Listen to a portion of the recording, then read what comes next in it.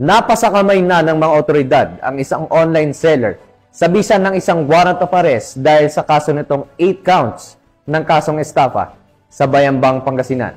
Nakatutok dyan si Police Master Sergeant Marvin Jake Romero. Matagumpay na naaresto ng mga tauhan ng Bayambang Municipal Police Station ang isang wanted person sa Mangay Street, Barangay Bicol Norte, Bayambang, Pangasinan.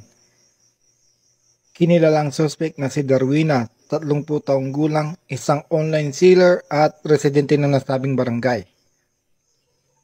Naaresto ang suspect sa bisa ng warrant of arrest sa 8 bilang ng kasong estafa sa ilalim ng Article 315 Paragraph 2A ng Revised Penal Code kaugnay ng Cybercrime Law o Republic Act 10175.